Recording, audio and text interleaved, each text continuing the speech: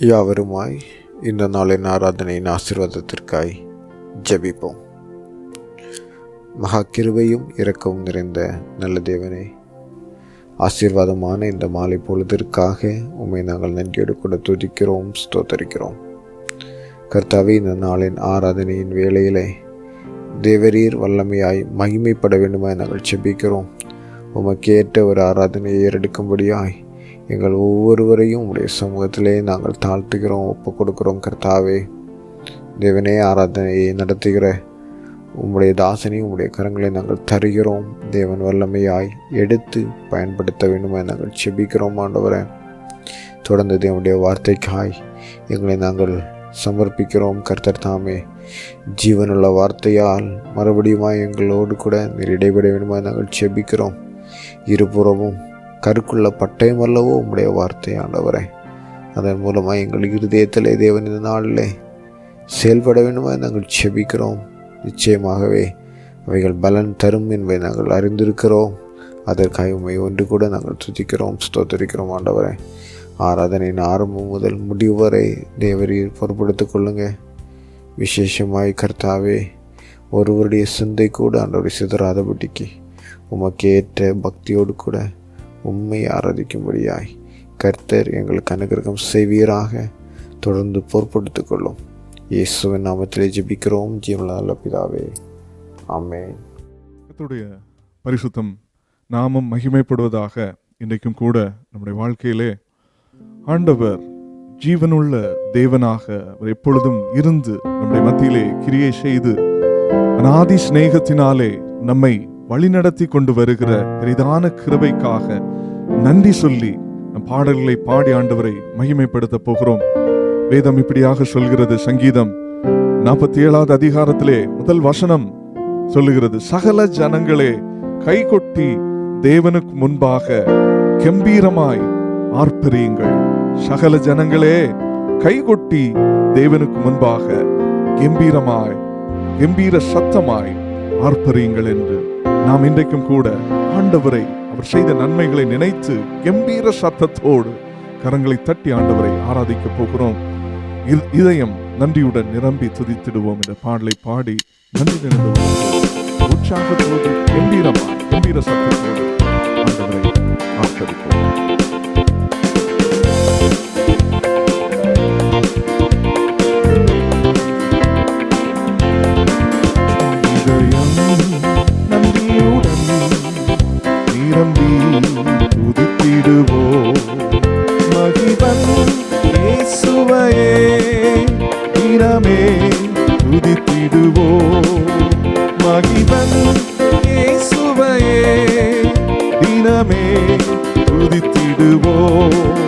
சென்ற நாளில் நன்மை செய்த மன்னன் இயேசு தேவனே, பாதுகாத்தார், துணை நின்றார், நன்றியோடு பாடுவோம். சென்ற நாளில் நன்மை செய்த மன்னன் இயேசு தேவனே, பாதுகாத்தார், துணை நின்றார், நன்றியோடு பாடுவோம். நன்றியுடன் நிரம்பி துதித்திடுவோம். மகிமன் இயேசுவையே தினமே துதித்திடுவோம். மகிமன் இயேசுவையே தினமே துதித்திடுவோம். தேவராஜ்யம் தேடி வந்தார், தேவ நன்மை தங்கிடும். துதி செய்தால் தடை நீங்கும், தேவ ஆசி தங்கிடும். தேவராஜ்யம் தேடி வந்தார், தேவ நன்மை தங்கிடும். துதி செய்தால் தடை நீங்கும், தேவ ஆசி தங்கிடும். இதயம் நன்றியுடன் நிரம்பி துதித்திடுவோம். மகிமன் இயேசுவையே தினமே துதித்திடுவோம். மகிமன் இயேசுவையே தினமே துதித்திடுவோம்.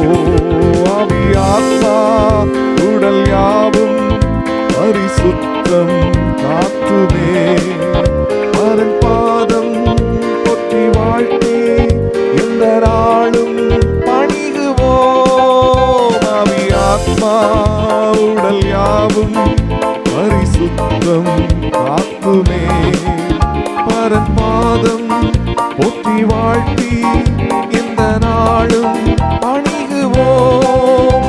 இதயம் நன்றியுடன் நிரம்பி துதித்திடுவோம். மகிமன் இயேசுவையே தினமே துதித்திடுவோம். மகிமன் இயேசுவையே தினமே துதித்திடுவோம். அன்றியாமல் பொருள் தந்து தேவ சேவை தாங்குவோம். அதனாலே நம்மை தாங்கும் என்றும் ஆசீர்வாதமே. அன்றியாமல் பொருள் தந்து தேவ சேவை தாங்குவோம்.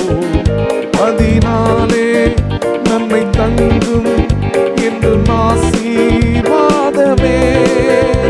இதயம் நன்றியுடன் நிரம்பி துதித்திடுவோம்.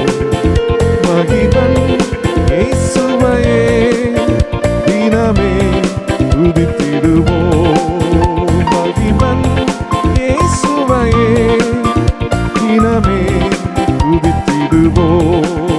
மொத்த சமூகம் காத்திருந்து பலன் பெற்று எழும்புவோம்.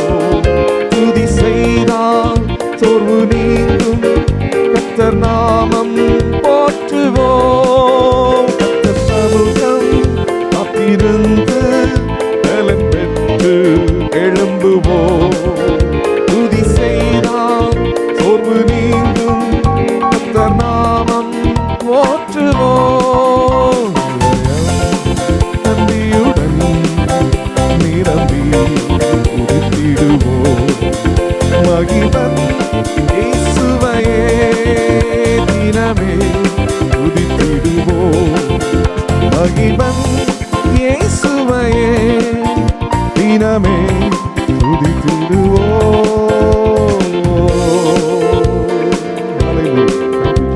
எத்தனை சந்தோஷம் ஆண்டவருடைய சமூகத்தில்.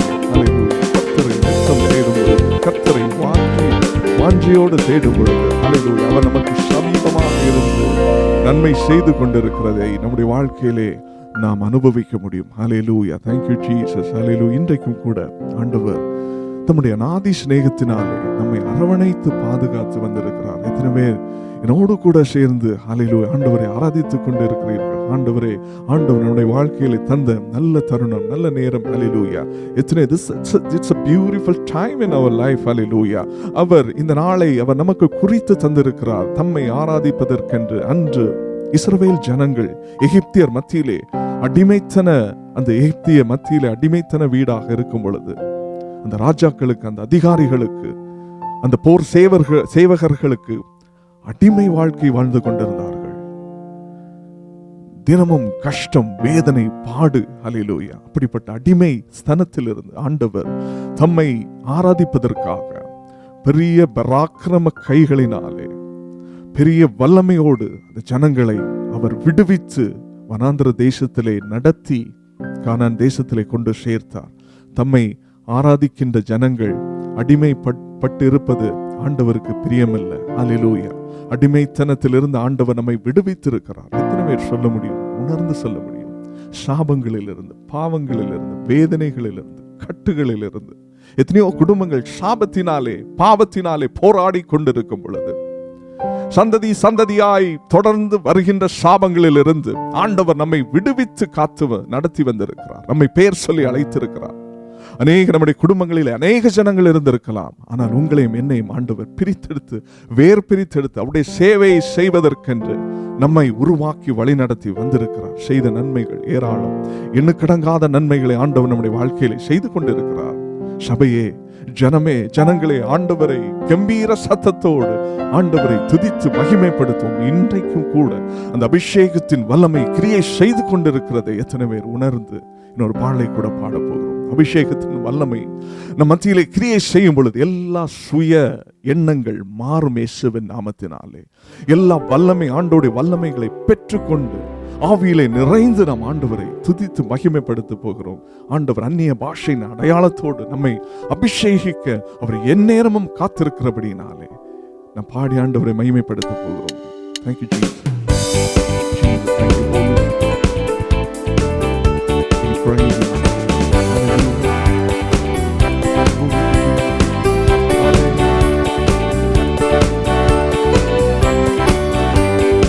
அபிஷேகியும் தேவாபிஷேகியும் ஆனந்த தைலத்தினால் சுயத்தை உடையும் சுத்திகரியும் துதியின் உடையால் அலங்கரியும் என் சுயத்தை உடையும் சுத்திகரியும் துதியின் உடையால் அலங்கரியும் உமது ஜனங்கள் உம்மில் மகிழ உன்னத ஆவியால் உயிர்ப்பியுமே. ஓ உமது ஜனங்கள் உம்மில் மகிழ உன்னத ஆவியால் ஈர்ப்பிடுமே. துன்பங்கள் மாற துதிகள் எழும்ப தூய ஆவியால் நிரப்பிடுமே. எங்கள் துன்பங்கள் மாற துதிகள் எழும்ப தூய ஆவியால் நிரப்பிடுமே.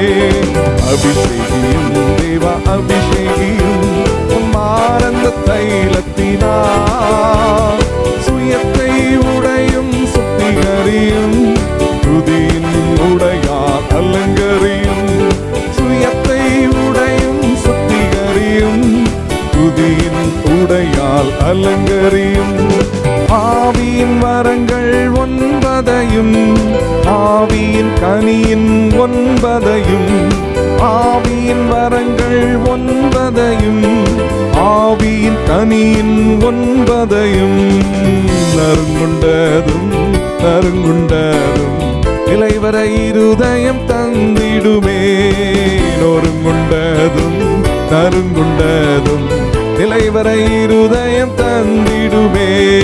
அபிஷேகியும் தேவ அபிஷேகியும் உம்மானந்த தைலத்தினால் சுயத்தை உடையும் சுத்திகரியும் துதியின் உடையால் அலங்கரியும் சுயத்தை உடையும் சுத்திகரியும் துதியின் உடையால் அலங்கரியும்.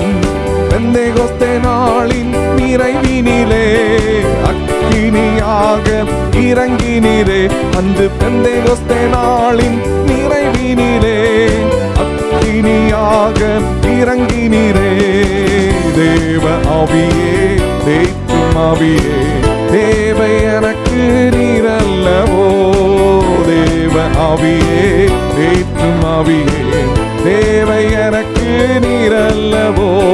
பொழிந்திடும் வல்லமை உன்னதத்தின் வல்லமை ஆவியின் வல்லமை அக்கினியின் வல்லமை. பொழிந்திடும் வல்லமை உன்னதத்தின் வல்லமை ஆவியின் வல்லமை அக்கினியின் வல்லமை.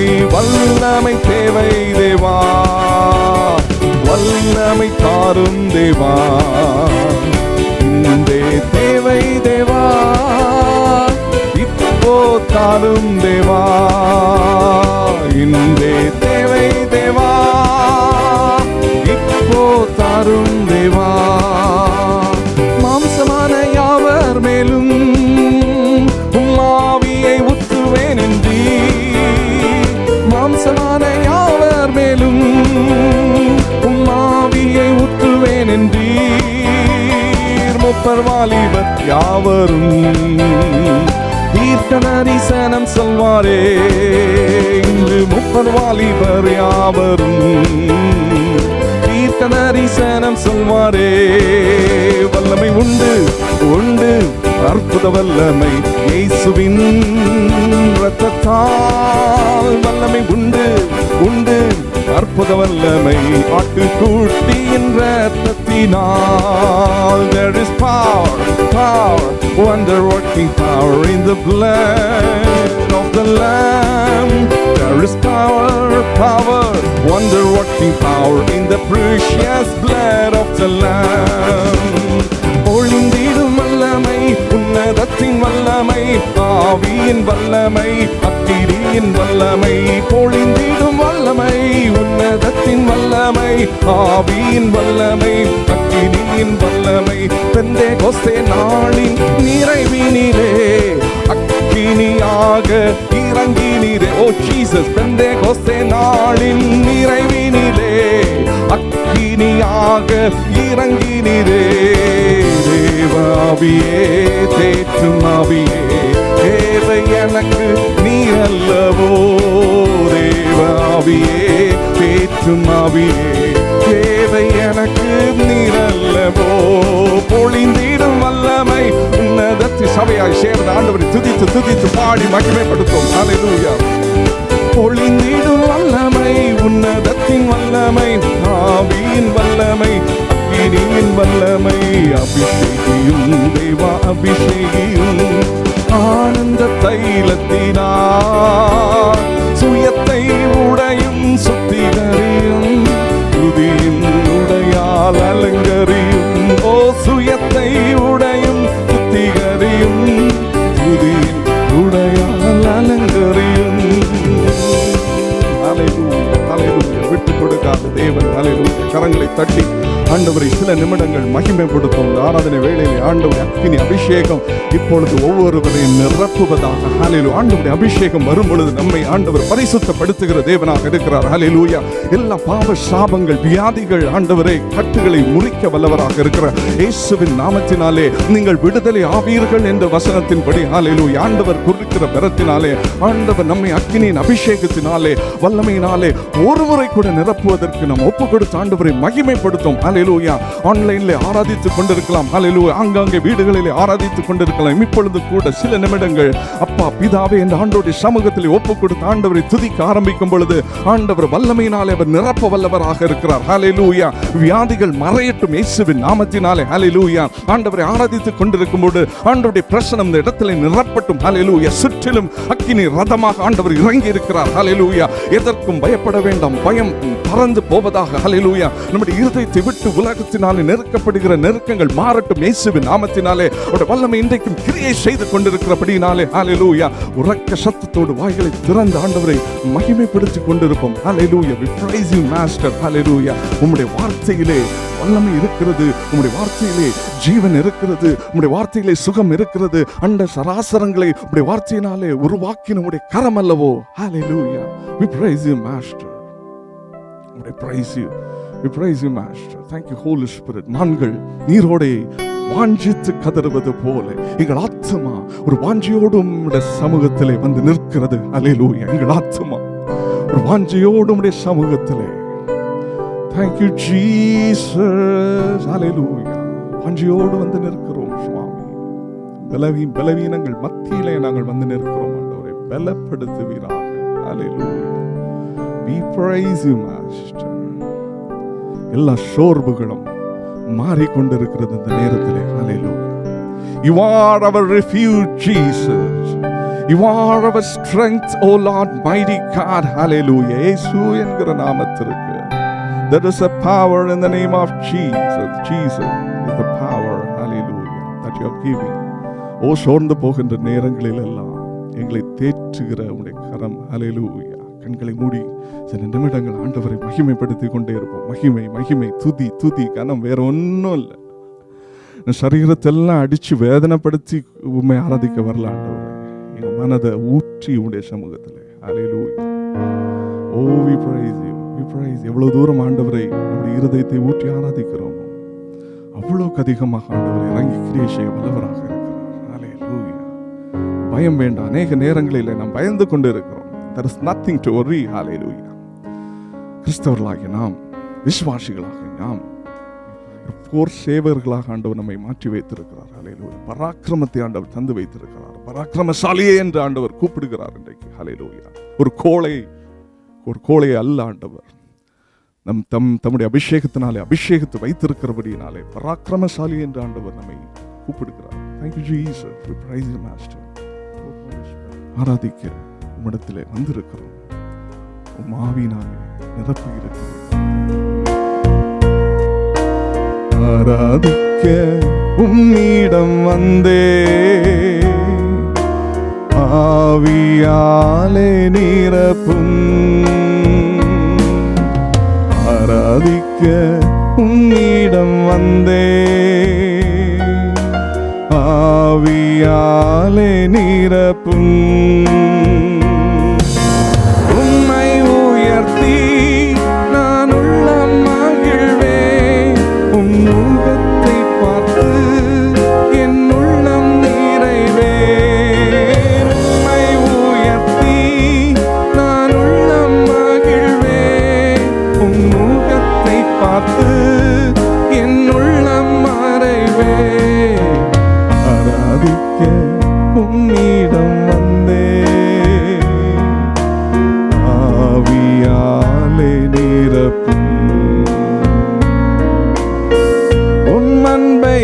ருசித்து உம்மோடு இணைந்து உறவாடி துதிக்கணுமே.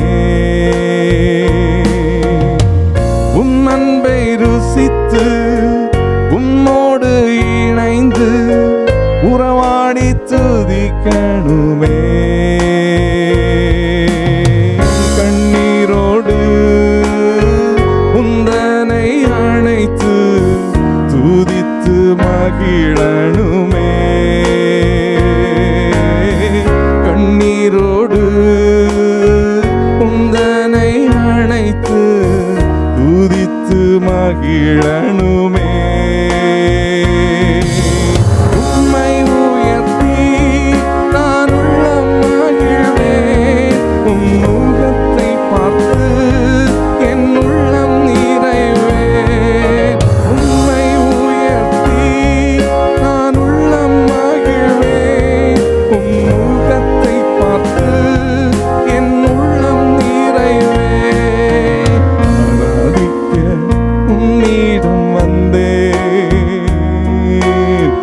ஆவியாலே நிரப்பும். உம் நாமம் சொல்லி அதினர்த்தம் புரிந்து உம் அன்பால் நிறையணுமே. உம் நாமம் சொல்லி அதினர்த்தம் புரிந்து உம் அன்பால் நிரப்பணுமே.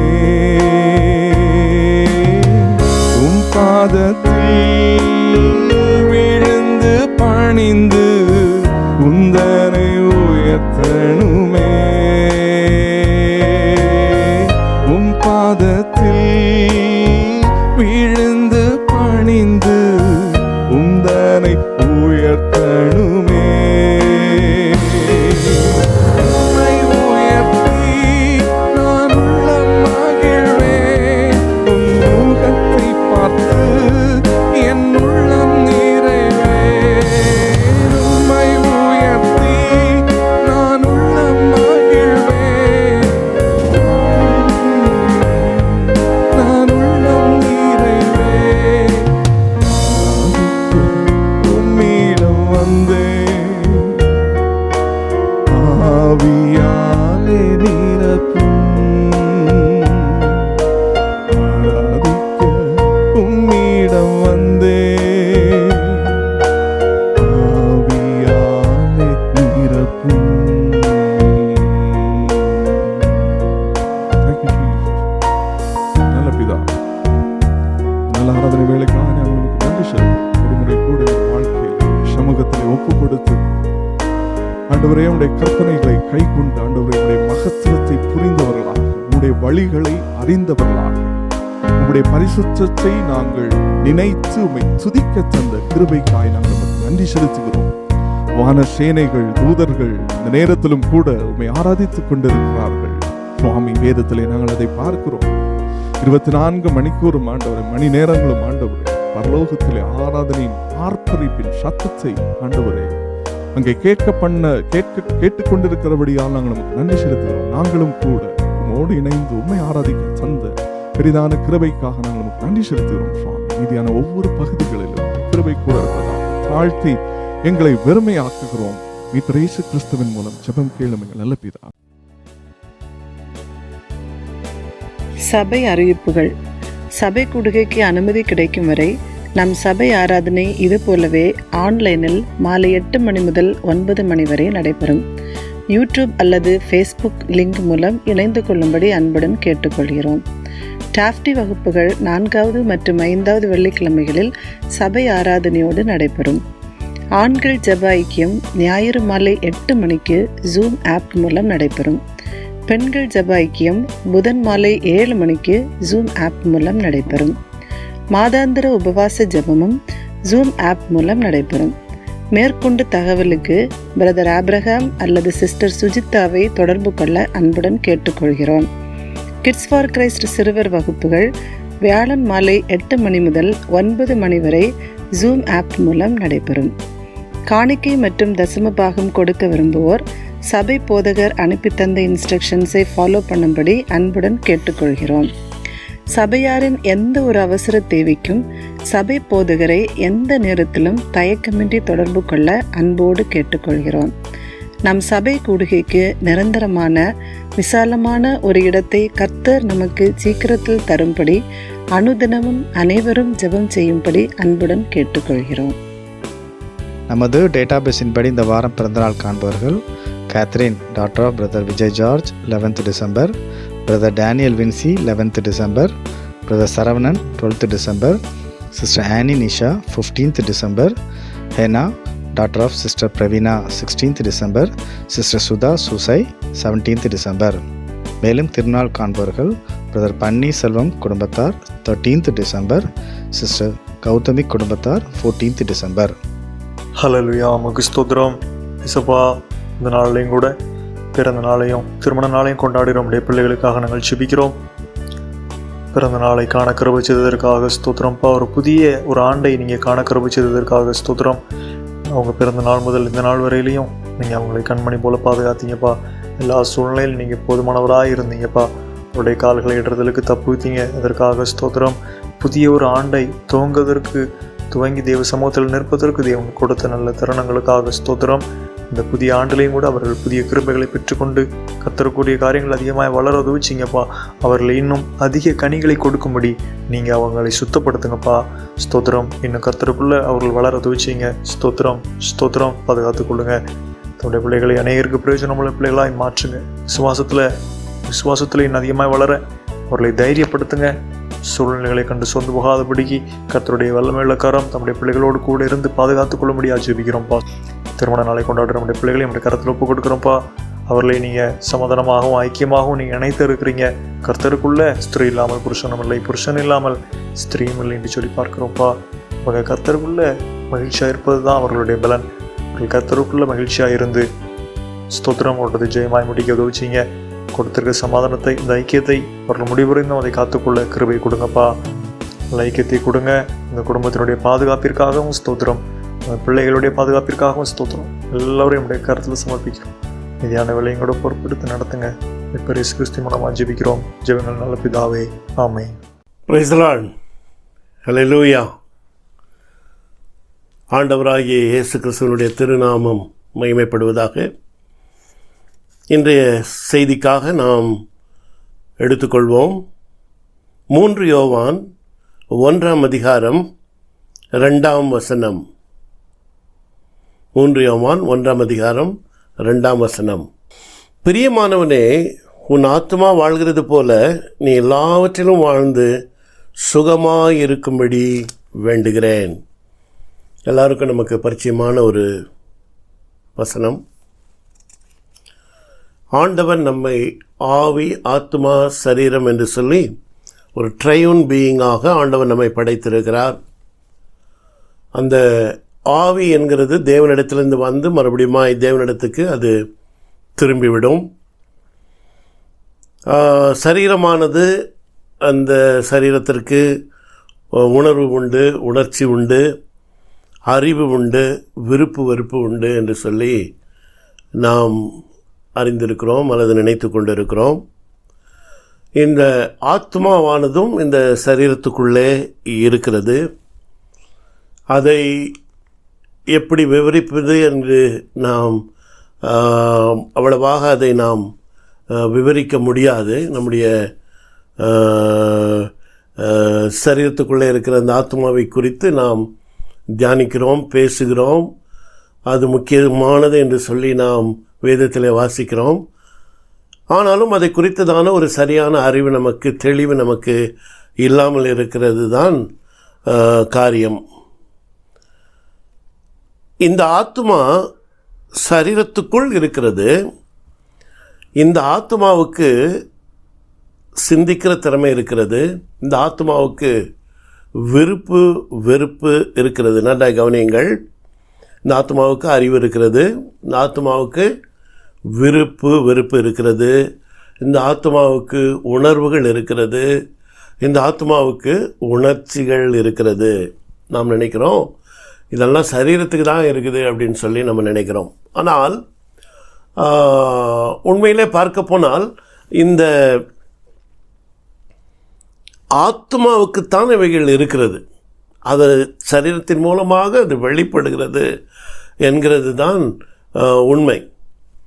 இதை நான் எப்படி சொல்கிறேன் என்று சொன்னால், ஐஸ்வர்யவான் லாசரு என்று சொல்லி 2 பேர் வாழ்ந்து அவர்கள் மரிக்கிறார்கள். 2 மனிதர்களும் ஒரே சமயத்தில் மரிக்கிறார்கள்.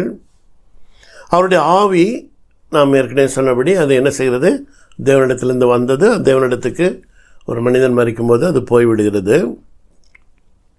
அந்த சரீரமானது அது மண்ணிலே அடக்கம் பண்ணப்படுகிறது.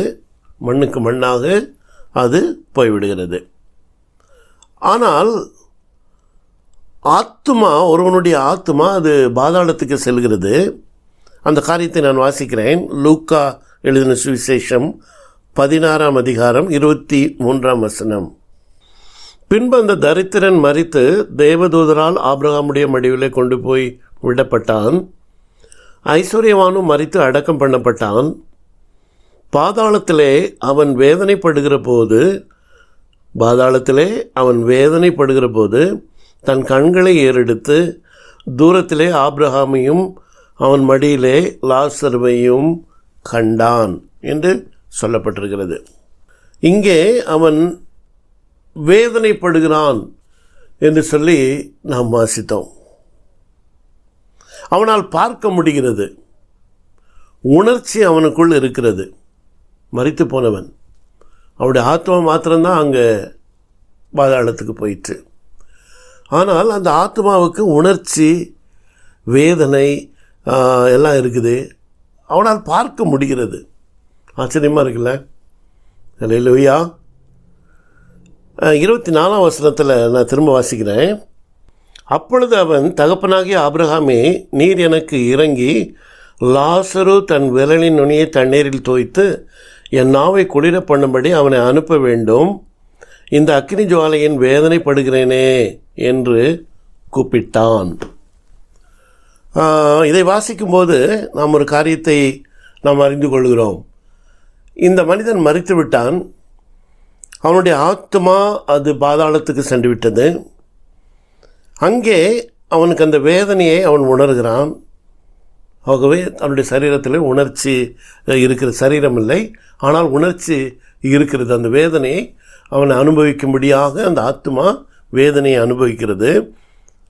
அவன் நன்றாக சிந்திக்கிறான். இப்பொழுது நம்ம சிந்திக்கிறது போலவே சிந்திக்கிறான். ஸோ ஆத்மா சிந்திக்கிறது, பேசுகிறான், பேச்சும் கூட இருக்கிறது. அந்த ஆத்மா தன்னுடைய விருப்பத்தை சொல்லுகிறான். அவனுக்கு அறிவு இருக்கிறது. அப்படியானால் உண்மை என்ன? அவனுக்கு வெறுப்பு எல்லாமே அந்த ஆத்மாவுக்கு இருக்கிறது.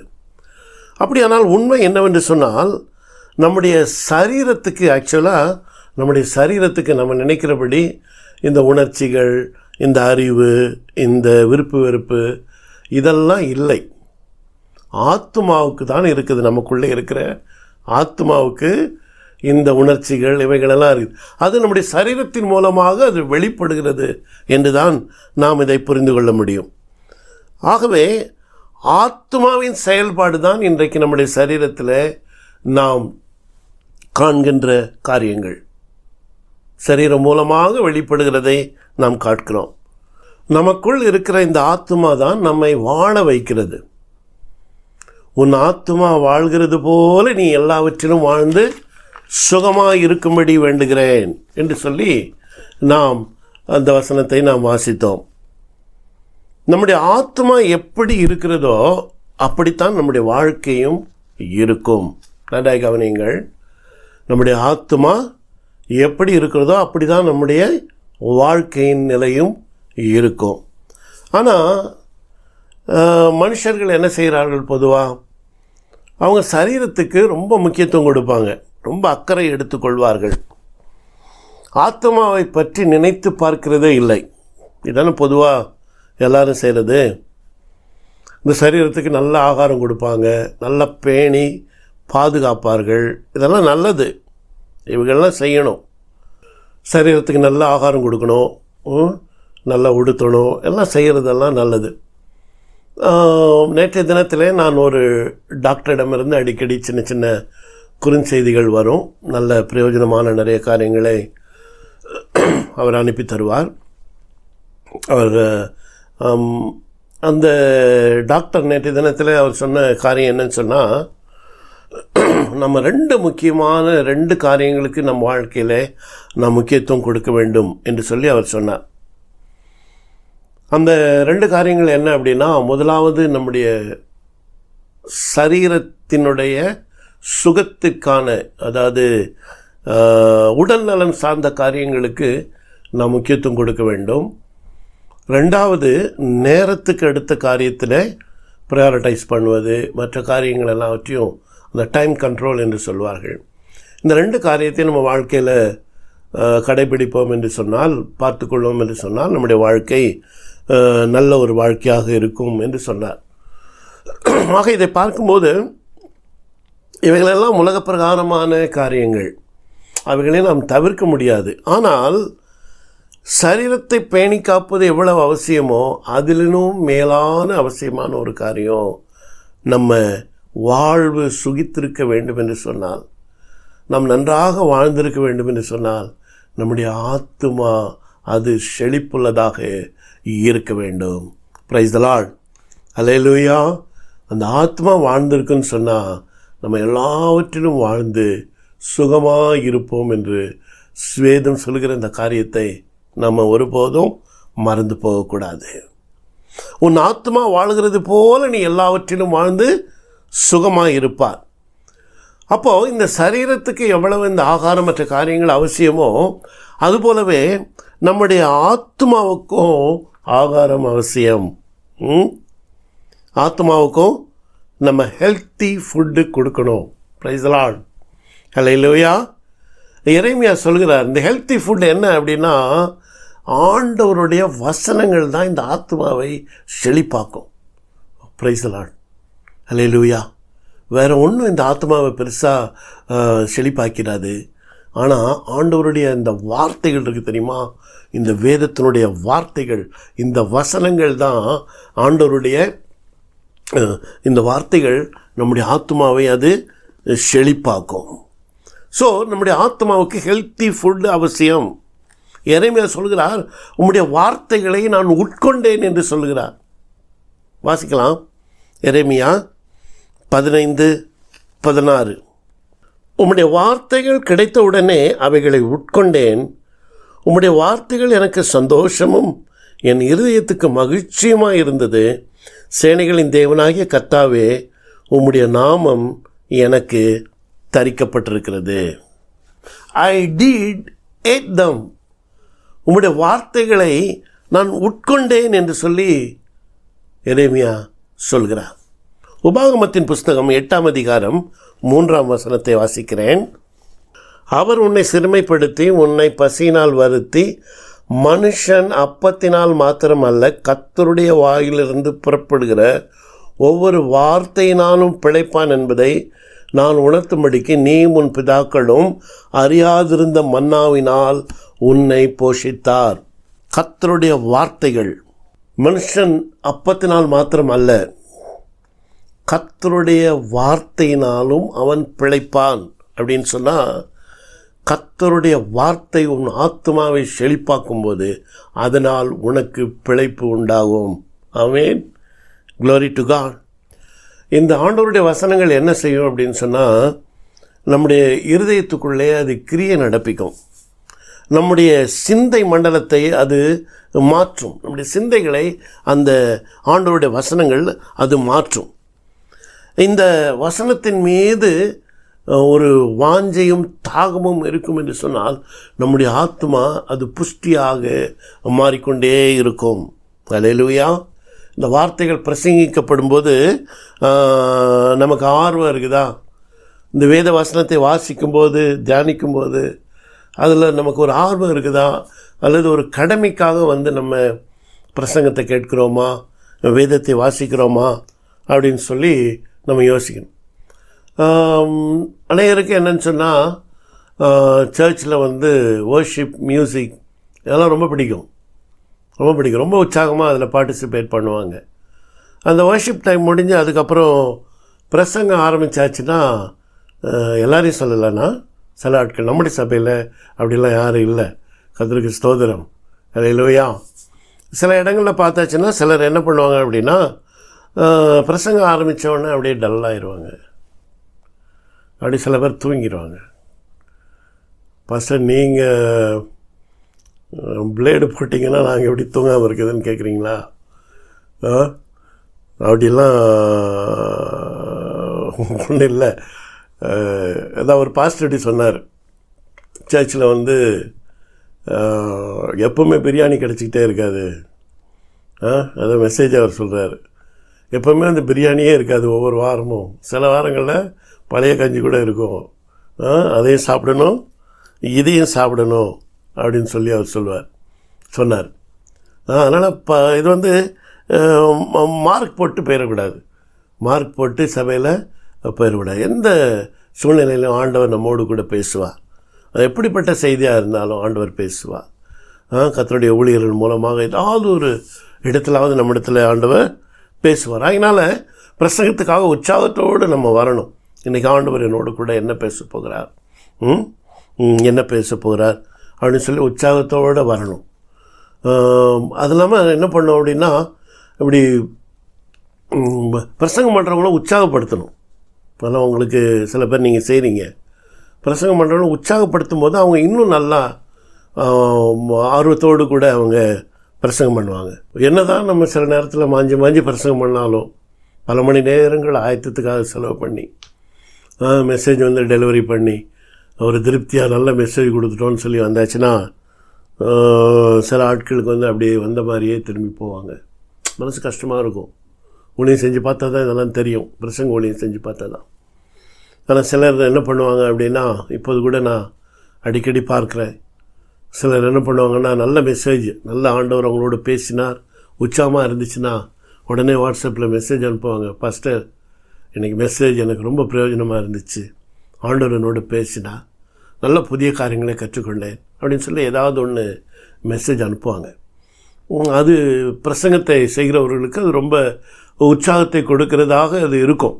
உண்மையிலே அவங்க அந்த காரியத்தில் ஆசீர்வதிக்கப்பட்டிருக்கிறாங்க அப்படின்னு தெரிய வரும்போது அது ஒரு ஊழியக்காரனுக்கு அது மிகுந்த ஒரு பரவசத்தை கொடுக்கும், சந்தோஷத்தை அது கொடுக்கும். அப்படி இல்லைன்னு சொல்லியாச்சுன்னா அப்போ நம்ம பிரசங்கத்தில் ஒன்றுமே பிரயோஜனம் இல்லையா? நம்ம நல்லதானே ஆயத்தம் பண்ணி நல்ல பிரசங்கத்தை தானே கொண்டு போய் கொடுத்தோம், அப்போ இவங்களுக்கெல்லாம் பிரயோஜனம் இல்லையான்னு சொல்லி அந்த பிரசங்கமாலாம் டல்லாகிடுவாங்க. இப்போ ஆன்லைனில் நம்ம பிரசங்கம் பண்ணுறோம். பிரசங்கம் பண்ணிவிட்டு பண்ண பிறகு அந்த யூடியூப்பில் அதில் அந்த லைக்குன்னெலாம் இருக்கும், அதெல்லாம் பார்ப்போம். 2-3 பேர் தான் லைக் பண்ணியிருப்பாங்க. நான் மனசுக்குள்ளே யோசிப்பேன், அப்போ ஒரு 3 பேருக்கு தான் நம்ம பிரசங்கம் பிடிச்சிருக்கு போல், இன்றைக்கி 3 பேர் தான் ஆசீர்வதிக்கப்பட்டாங்க போல், 2 பேர் தான் ஆசீர்வதிக்கப்பட்டாங்க போல். அல்லேலூயா. அதனால் நீங்கள் அதை உட்காந்து செஞ்சிட்ருங்க, நான் சொல்லலை, தோணுன்னா செய்யுங்க. அப்படி இல்லாட்டாலும் ஒன்றும் பிரச்சனை இல்லை. நான் விசுவாசிக்கிறேன், கர்த்தர் ஆர்வத்தோடு வாஞ்சியோடு வந்து ஒவ்வொருவரோடும் கூட அவர் பேசியிருப்பா. ஆமேன். அல்லேலூயா. யாரும் தூங்காமல் உற்சாகமாக கேட்குறாங்களே, அதுவே மிகுந்த சந்தோஷம். சிலர் வந்து பிரசங்கம் பண்ணும்போது பார்த்தாச்சுன்னா தூங்கிடுவாங்க. சில ஆட்கள் ரொம்ப கஷ்டமாக இருக்கும். இதெல்லாம் முன்னாடி நின்று பிரசங்கம் பண்ணால் தான் இதெல்லாம் நீங்கள் அனுபவிக்க முடியும். நல்லா பிரசங்கம் பண்ண உற்சாகமாக பார்த்தா ஒரு ஆள் அங்கே தூங்கிட்டு இருக்கோம். ஒரு தடவை பாஸ்டர் ஒருத்தர் அப்படி சொன்னார், அவருடைய அனுபவத்தை சொன்னார். எப்படி அவர் சர்ச்சில் பிரசங்கம் பண்ணிகிட்டு இருக்கும்போது ஒரு சில ஆட்கள் எவ்வளவுதான் நல்லா பிரசங்கம் பண்ணாலும் பிரசங்கம் ஆரம்பித்து கொஞ்ச நேரத்தில் தூங்கிடுவாங்களாம். இவர் வந்து கேட்பார், ஆண்டவரே, என்ன ஆண்டவரே, அந்த பிரசங்கம் சரியில்லையா, குரல் சரியில்லையா, ஏன் ஆண்டவரே இப்படி பிரசங்கம் பண்ணும்போது தூங்கிடுறாங்களே, எனக்கு இந்த கிஃப்டே இல்லையா, பிரசங்க வர இல்லையா அப்படின்லாம் சொல்லி ரொம்ப வேதனைப்படுவாராம். அப்போது ஒரு நாள் என்ன நடந்துச்சா, அவருடைய சபையில் இன்னொரு ஊழியக்காரர் சார்ல்ஸ் அவர்னு சொல்லி ஒரு அசம்பிளி ஆஃப் காட் பாஸ்டர், அவர் வந்து என்ன பண்ணியிருக்கிறாரு, சபையில் பிரசங்கம் பண்ணியிருக்கிறார். அப்போ இந்த பாஸ்டர் மேடையில் உட்காந்து அந்த பிரசங்கத்தை கேட்டுக்கிட்டு காங்கிரிகேஷனை பார்த்துக்கிட்டு இருக்கிறார்.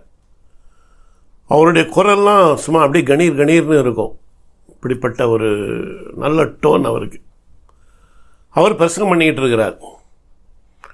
அவர் பிரசங்கத்தை கேட்டுட்டு அப்படியே காங்கிரிகேஷனை பார்த்தாச்சுன்னா அந்த குறிப்பிட்ட நபர் அவர் அந்த ஸ்பீக்கர் பாக்ஸ், அப்போ தான் பாக்ஸில் தான் இருக்கும் ஸ்பீக்கர், அந்த ஸ்பீக்கர் பக்கத்தில் உட்காந்து அந்த ஸ்பீக்கர் மேலே தலையை வச்சு நல்லா தூங்கிட்டு இருக்கிறார். இப்படிப்பட்ட குரல், அந்த குரலுக்கு யாருமே தூங்க முடியாது. அது மாதிரி ஸ்பீக்கர் பாக்ஸில் தலையை வச்சு அவர் தூங்கிட்டு இருந்தவுடனே ஆண்டவர் அவருக்கு சொல்லி கொடுத்துருக்கிறார், சில ஆட்கள் அப்படி தான்ப்பா, உற்சாகமே இருக்காது ஆண்டவருடைய வார்த்தை கேட்குறதுக்கு, அதை பற்றி நீ கவலைப்படாத, கேட்குறவங்களுக்கு நீ பேசு அப்படின்னு சொல்லி சொன்னாராம். ஸோ அதனால் சிலர் இந்த ஊழியக்காரங்களை உற்சாகப்படுத்துறது தெரியாமலே இருந்துட்டு போயிடுவாங்க. இப்போது போன வாரத்தில் ஒரு பாஸ்டர்ஸுக்கான, மிடில் ஈஸ்ட் பாஸ்டர்ஸுக்கான, ஒரு யுஏஇ பாஸ்டர்ஸுக்கான ஒரு ஜூமில் ஒரு கூட்டம் ஒன்று இருந்துச்சு, ஒரு கூடுகை. அதில் பாஸ்டர் மோகன் அவர்கள் மெசேஜ் கொடுத்தார்.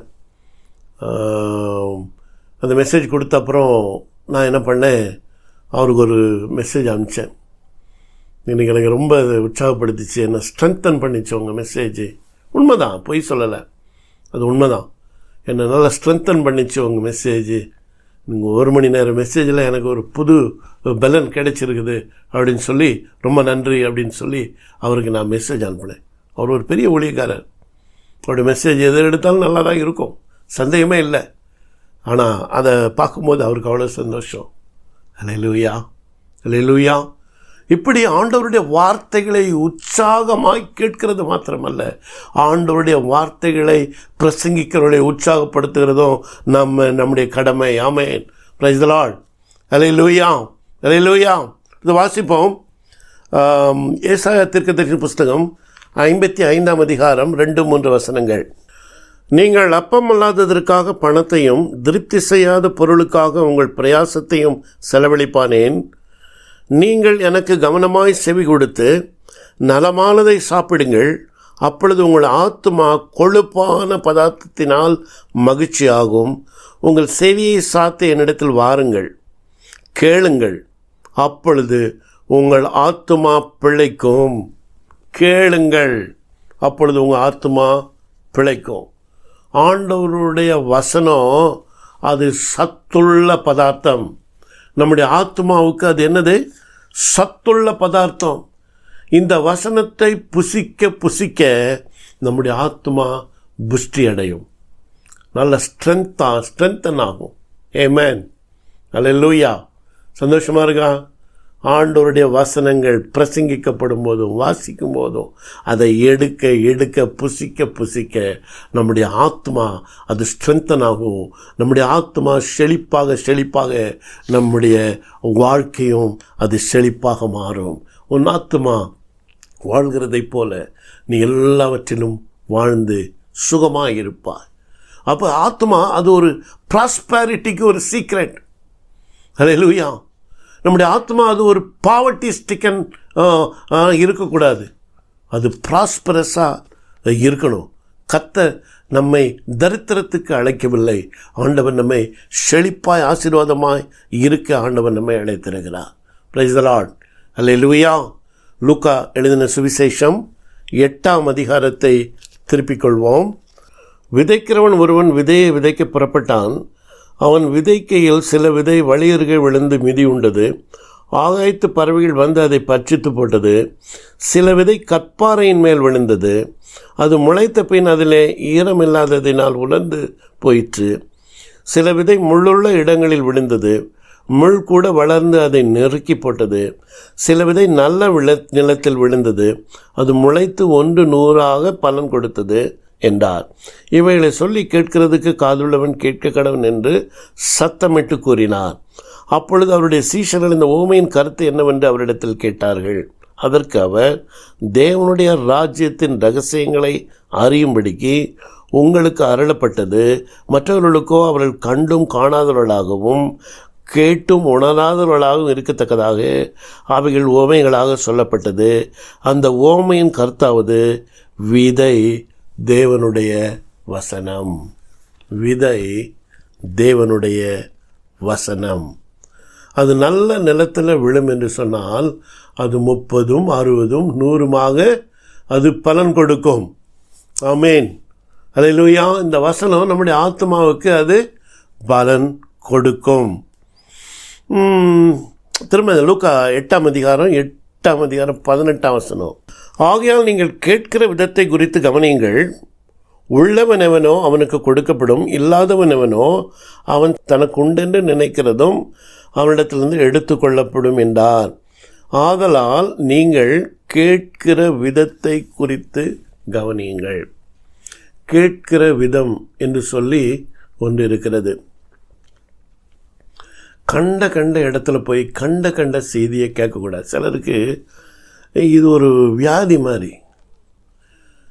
எதையாவது ஒன்று, அதுவும் இப்போல்லாம் இன்டர்நெட்டில் வந்துருச்சு, எதையாவது ப்ரௌஸ் பண்ணி எதையாவது கேட்டுட்டு அப்படி எந்த ஊழியக்காரர் அது என்ன எதுவுமே தெரியாது. கண்ட இடத்துல போய் கேட்குறது. இன்றைக்கி சில ஊழியக்காரரோட பிரசங்கத்தை நீங்கள் தொடர்ந்து கேட்டு வந்தீங்கன்னா கொஞ்ச நாட்களில் உங்களை சபையை விட்டே உங்களை அப்புறப்படுத்திடும். சபை மேலே இருக்கிற அந்த வாஞ்சை எல்லாத்தையும் அது கெடுத்து போட்டுரும். சபையை விட்டு உங்களை விலகி செய்கிற பிசாசினுடைய தந்திரம் இன்றைக்கு சில ஊழியக்காரர்கள் என்ற பெயரில் அவர்கள் செய்து கொண்டிருக்கிறார்கள். அதனால் கண்ட இடத்துல போய் வசனத்தை கேட்கக்கூடாது. கேட்கிற விதம் என்று சொல்லி ஒன்று இருக்கிறது என்கிறதை நாம் மறந்து போகாமல் இருக்க ஆண்டவர் உதவி செய்வாராக. அடுத்ததாக நம்முடைய ஃபெலோஷிப், அதில் நம்ம கவனமாக இருக்கணும். ஃபெலோஷிப் அப்படின்னு சொன்னால் சில சர்ச்சஸே நம்ம இன்றைக்கி ஃபெலோஷிப்னு அழைக்கிறோம். நிச்சயமாக அது ஒரு ஃபெலோஷிப். அதுக்குள்ளே வந்தாச்சுன்னா மென்ஸ் ஃபெலோஷிப் இருக்குது, விமென்ஸ் ஃபெலோஷிப் இருக்குது, யூத் ஃபெலோஷிப்னு இருக்கும். இதெல்லாம் தான் நம்முடைய ஆவிக்குரிய, அதாவது நம்முடைய ஆத்மாவுக்கு அவைகளை தான் நமக்கு பிரயோஜனமாக இருக்கும். நீதிமொழிகள் 27ஆம் அதிகாரம் 17ஆம் வசனம். இரும்பை இரும்பு கருக்கிடும், அப்படியே மனுஷனும் தன் சிநேகிதனுடைய முகத்தை கருக்கிடுகிறான். You have to be very careful with your friends and fellowship. கவனமாக இருக்கணும். உன் சிநேகிதன் உன்னை கருக்கிடுவான். நீ யார் கூட சிநேகம் வைத்திருக்கிறாயோ அவன் தேவ பயமுள்ளவனாக இருக்கிறானா, நல்ல பாசிட்டிவாக உற்சாகப்படுத்தும் வார்த்தைகளை பேசுகிறவனாக இருக்கிறானா, அல்லது எதுக்கெடுத்தாலும் நெகட்டிவாகவே பேசுகிற சில குணம் சிலருக்கு இருக்கும். அது ஒரு வியாதி, அது ஒரு கெட்ட ஆவி. இந்த நெகட்டிவாக பேசுகிறது ஒரு கெட்ட ஆவி. அந்த கெட்ட ஆவி இருந்துச்சுன்னா நம்ம எப்படியாவது அதை விரட்டிடணும், இல்லாட்டா ஆத்மாவை அதை கெடுத்து போட்டுரும். அந்த ஆத்மாவை ஒரு பாவர்ட்டி ஸ்டிக்கனை கொண்டு வந்துடும். எதையுமே ஜெயம் எடுக்கக்கூடிய, ஜெயிக்கக்கூடிய அந்த திராணியை அது அழித்து போட்டுவிடும். நம்ம ஆத்மா வாழ்ந்துருக்கணும் அப்படின்னா இந்த மாதிரி ஃபெலோஷிப், இந்த மாதிரி ஃப்ரெண்ட்ஸ், அவங்கள்ட்டேருந்து நம்ம விலகி போயிடணும். அல்லேலூயா. அவங்க உட்காரும் இடத்துல உட்காரக்கூடாதுன்னு கூட சொல்லியிருக்கு. நீ போய் அங்கே என்ன செய்யக்கூடாது, உட்காரக்கூட கூடாது. அவள் உட்காரும் இடத்துல போய் உட்காராத என்று ஆண்டவர் சொல்லுகிறார். அல்லேலூயா. நல்லா என்கரேஜ் பண்ணுற, மோட்டிவேட் பண்ணுறவங்க கூட உங்களுடைய ஃப்ரெண்ட்ஷிப் இருக்கணும். நீங்கள் பேசுகிறீங்களா, பிரசங்கம் பண்ணுறீங்களா, அது மோட்டிவேட் பண்ணுறதா இருக்கணும். அல்லேலூயா, அல்லேலூயா. அது உங்களை என்கரேஜ் பண்ணி, உங்களை மோட்டிவேட் பண்ணி, அது உங்களை ஆத்மாவை அது புஷ்டியாக்குகிற ஒரு காரியத்தை அது செய்யும். அதனால் ஆத்மாவுக்கு செழிப்பு என்கிறது அவசியம். ஆத்மாவுக்கு நல்ல உணவு கொடுக்கணும். அது ஆண்டவருடைய வசனங்கள் கொடுக்கும், நல்ல ஃபெலோஷிப் கொடுக்கும், நல்ல சபையோடு ஐக்கியத்தில் இருக்கணும். எங்கே இருந்தாலும் சரி, இந்த தேசத்துலேயோ இல்லை இந்திய தேசத்துலையோ போனாச்சுன்னா நமக்கு நல்ல சபையோடு ஒரு ஐக்கியத்தை நம்ம உண்டாக்கி கொள்ளணும். நல்ல ஒரு சபையில், நல்ல ஒரு சபைனா என்ன, வசனத்துக்கு முக்கியத்துவம் கொடுக்குற சபை நல்ல சபை. அந்த குறை இந்த காரியம் அப்படின்லாம் நான் சொல்ல மாட்டேன். வசனத்துக்கு, ஆண்டவருடைய வார்த்தைக்கு முக்கியத்துவம் கொடுக்குற சபை அது நல்ல ஒரு சபை. அதனால் அந்த வசனத்தை ஆர்வத்தோடு கூட நாம் கேட்கும்போது நம்முடைய ஆத்துமா அது செழிப்பாக நம்மை வைத்திருக்கும். அதனால் கேட்கிற விதம், கேட்கிற இடம், இவைகளெல்லாம் நாம் கவனத்தில் கொண்டு நாம் செயல்படுவோம் என்று சொன்னால் நம்முடைய ஆத்மா 100 மடங்கு ஹல்லேலூயா அது விளைச்சலை கொடுக்கிற ஆசீர்வாதத்தை நமக்கு அது கொண்டு வரும். உன் ஆத்மா வாழ்கிறது போல நீ எல்லாவற்றிலும் வாழ்ந்து சுகமாக இருக்கும்படி வேண்டுகிறேன் என்று ஆண்டவர் சொல்லுகிறார். உன்னுடைய பிள்ளைகள்லாம் ஆசீர்வாதமாக இருக்கணுமா? அவங்க வசனத்தை கேட்குறதுக்கு சர்ச்சுக்கு கூட்டு போகிறத ஃபஸ்ட்டு ப்ரையாரிட்டியாக வச்சுங்க. பிள்ளைகள் படித்தா நல்லா இருப்பாங்க, நான் ஒத்துக்கிடுறேன், அதெல்லாம் சந்தேகமே இல்லை, நல்லா இருப்பாங்க. ஆனால் எல்லா பிள்ளைகளும் நல்லா பிரைட்டாக இருக்கிறாங்களா அப்படின்னு சொன்னால் இல்லை. எல்லா பிள்ளைகளும் ஃபஸ்ட் ரேங்க் வாங்கிட முடியுமா? ஒரு கிளாஸில் ஒரு பிள்ளை தான் வாங்க முடியும். ஒரு ஸ்டூடெண்ட்டு தான் ஒரு கிளாஸில் என்ன செய்ய முடியும்? ஃபர்ஸ்ட் ரேங்க் வாங்க முடியும். ஒருத்தர் தான் கோல்டு மெடல் வாங்க முடியும்.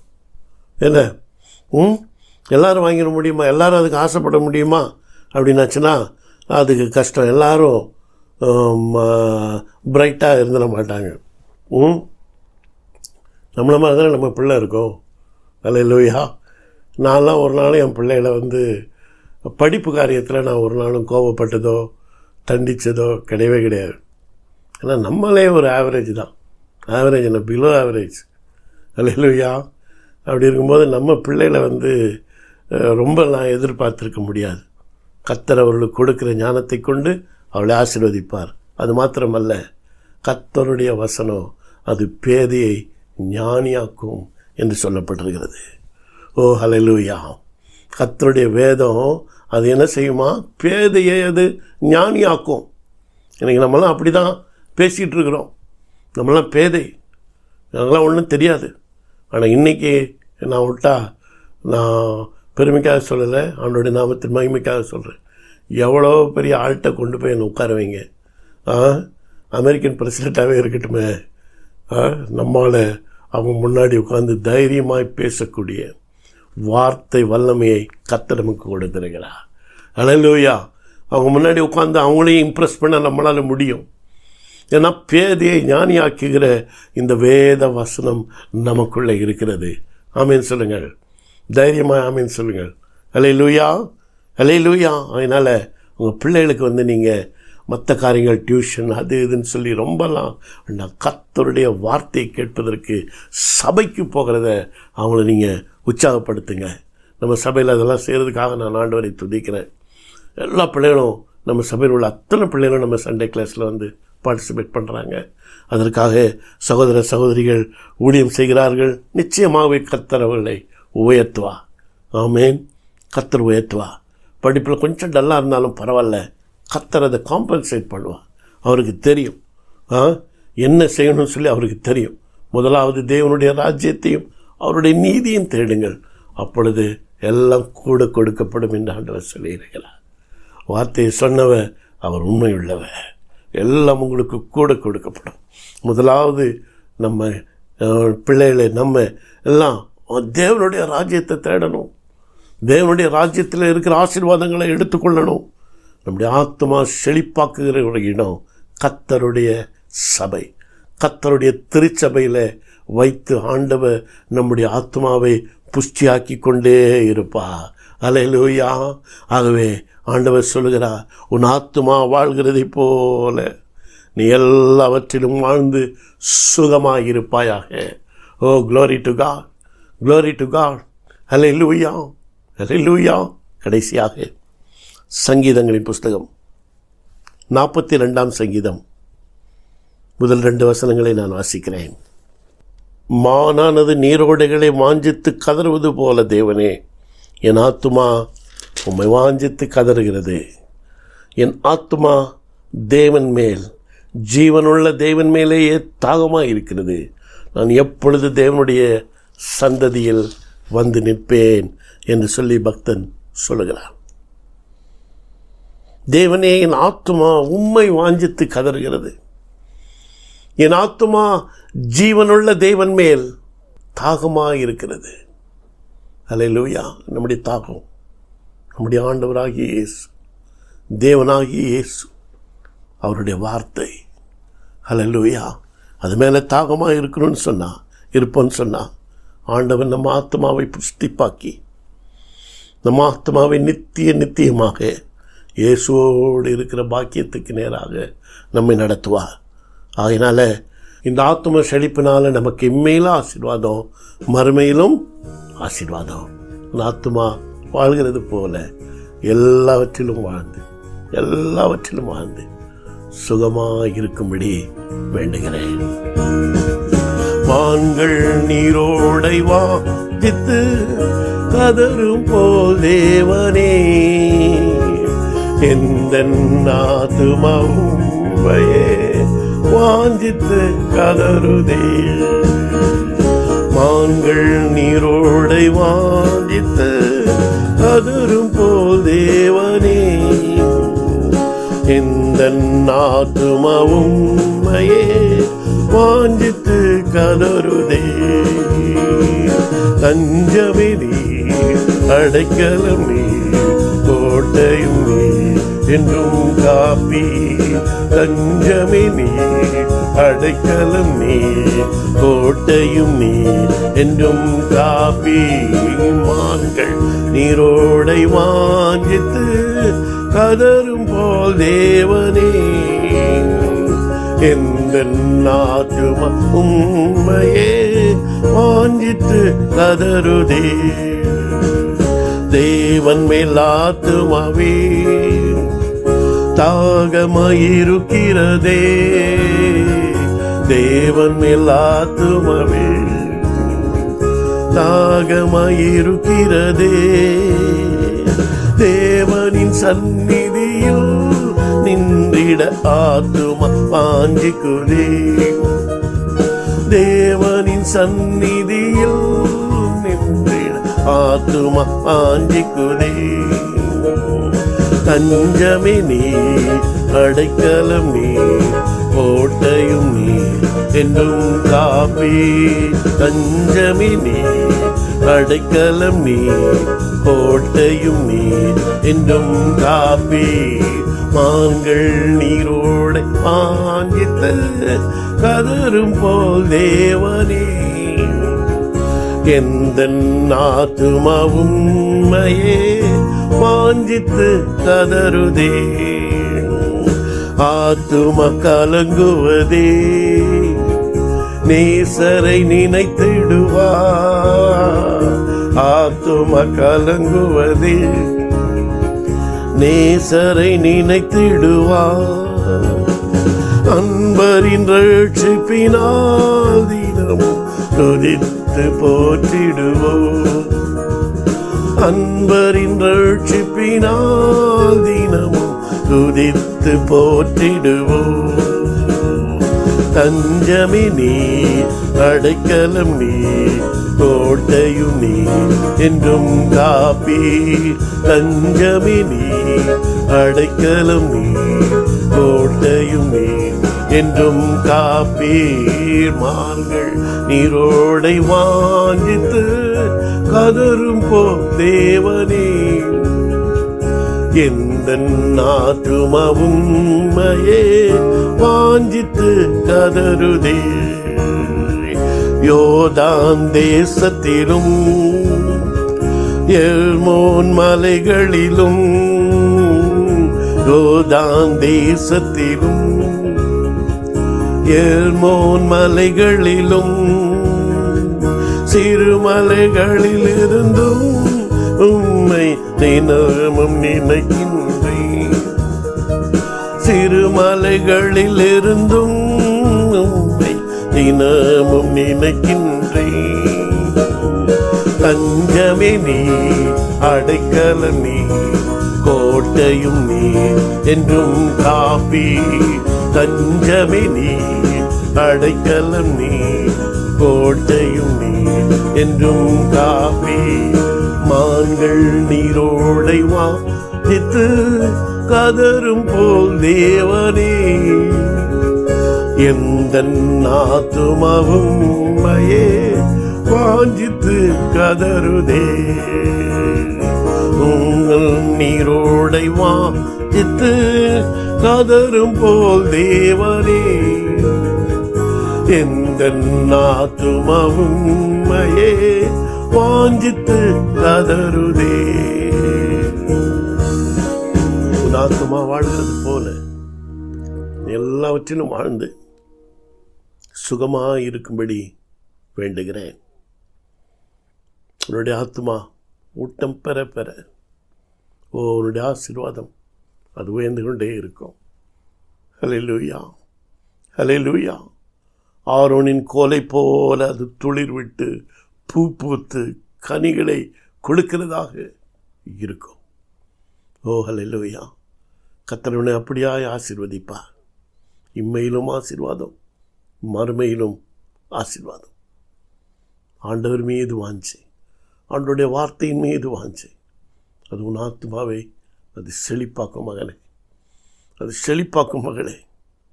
அவரையே நீ வாஞ்சித்து கதறுவாயாக. அன்பின் பரலோக பிதாவே, இந்த நல்ல நாளிலே எங்களோடு கூட நீர் வந்து இடைப்பட்டதுக்காக எமக்கு ஸ்தோத்திரம். உன் ஆத்மா வாழ்கிறது போல எல்லாவற்றிலும் வாழ்ந்து சுகமாக இருக்க விரும்புகிற தேவனே, நாங்கள் வாழ்ந்திருக்க சுகித்திருக்க நீர் விரும்புகிறீரப்பா. இன்றைக்கு வார்த்தையை கேட்டோம்டைய பிள்ளைகள் அப்படியே வாழ்ந்திருக்கட்டும், சுகித்திருக்கட்டும். ஒவ்வொரு பிள்ளைகள் மீதும் உம்முடைய வாக்கு தத்தத்தின் வல்லமை இறங்கும்படி நான் செபிக்கிறேன். உம்முடைய பிள்ளைகளுடைய ஆத்மா செழிப்படையத்தக்கதாக எங்களுடைய சபையில் உம்முடைய வார்த்தையினால் நீர் போஷிக்கும்படியாக உம்முடைய கிருபையை நாங்கள் கேட்கிறோம் அப்பா. நீர் தாமே இந்த சபையை போஷித்தரணும், நீ போஷித்தரணும். இம்மட்டும் போஷித்து இனியும் போஷியும் ஆண்டவரே. இன்னும் அநேகருக்கு ஆசீர்வாதமாக உடைய பிள்ளைகளை எடுத்து நீர் பயன்படுத்தும்படி நான் செபிக்கிறேன். தேவ கரம் ஒவ்வொருவர் மூலமாக வெளிப்படட்டும் சுவாமி. ஊழியத்தை செய்கிற அந்த சபையில் ஊழியத்தை செய்கிற ஒவ்வொரு பிள்ளைகளுக்காக விசேஷமாக நான் செபிக்கிறேன். எந்த ஒரு பிரதிபலனையும் எதிர்பாராமல், எந்த ஒரு பாராட்டை கூட எதிர்பாராமல் உமக்காக ஓடுகிற உழைக்கிற ஒவ்வொரு பிள்ளைகளும் அவர்கள் உமக்காக செலவு பண்ணுகிற நேரம், அவர்களுக்கு கொடுக்கிற அவருடைய தாளந்துகள், திறமைகள், பலன், பணம் எல்லாவற்றையும் தேவரை அங்கீகரித்து அவருடைய ஆத்மாவை செழிப்பாக்கும்படி நான் செபிக்கிறேன். தேவரீர் இதை செய்து கொண்டிருப்பதற்காக நன்றி. நீ ஜெபத்தை கேட்பதற்காக உமக்கு ஸ்தோத்திரம். தேவன் தாமே கிரியைகளிலே ஆண்டவரே நீர் பிரியமாக இருக்கிறீரப்பா. நம்முடைய பிள்ளைகள் ஒவ்வொருவரையும் அப்படியே நீர் ஆசீர்வதித்து உயர்த்தி கனப்படுத்தி எல்லாவற்றிலும் நீ சொன்ன வசனத்தின்படி எல்லாவற்றிலும் வாழ்ந்து சுகமாக இருக்கும்படி நான் வேண்டுகிறேன். இயேசுவின் நாமத்தில் வேண்டுகிறேன் பிதாவே. பதிலை எடுத்துக்கொள்கிறேன் சுவாமி, பதிலை எடுத்துக்கொள்கிறேன். இயேசுவின் நாமத்தில், இயேசுவின் நாமத்தில் பிதாவே. ஆமேன், ஆமேன். வலது கரத்தை மார்புழைத்து சொல்லுவோம். என் ஆத்துமாவே கர்த்தரை ஸ்தோத்திரி, என் முழு உள்ளமே அவருடைய பரிசுத்த நாமத்தை ஸ்தோத்திரி. என் ஆத்துமாவே கர்த்தரை ஸ்தோத்திரி, அவர் செய்த சகல உபகாரங்களையும் மறவாதே. ஆமேன், ஆமேன். கர்த்தராகிய இயேசு கிறிஸ்துவின் கிருபை, பிதாவாய் தேவனுடைய அன்பு, பரிசுத்த ஆவியினுடைய ஐக்கியம், சமாதானம், சுகம், சந்தோஷம், பாதுகாப்பு நம் அனைவரோடும் இயேசுவின் வருகை மட்டும் சதா நாட்களிலும் இருப்பதாக.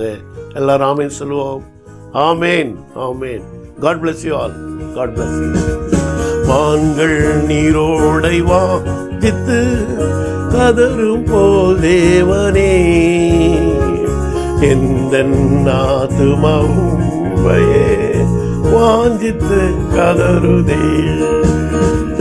வான்கள் நீரோடை வாஞ்சித்து கதரும் போல் தேவனே, எந்த ஆத்துமாவும் வாஞ்சித்து கதருதே. தஞ்சமே நீ, அடைக்கலம் நீ, கோட்டையும் நீ, என்றும் காப்பி.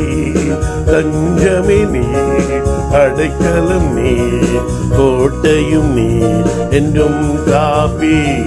மான்கள் நீரோடை வாஞ்சித்து கதரும் போல் தேவனே, எந்த ஆத்துமா உம்மையே வாஞ்சித்து கதறுதே.